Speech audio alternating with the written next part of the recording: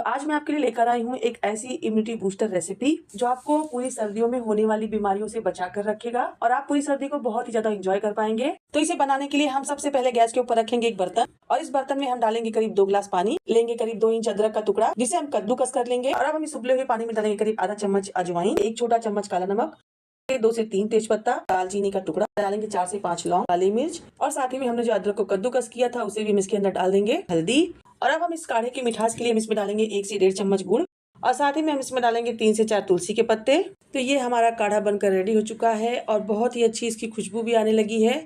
तो ये लीजिए बनकर तैयार हो गई हमारी सर्दियों की इम्यूनिटी बूस्टर रेसिपी। इस तरीके से आप नई रेसिपी को ट्राई करें और अपनी फैमिली के साथ इसे एंजॉय करें।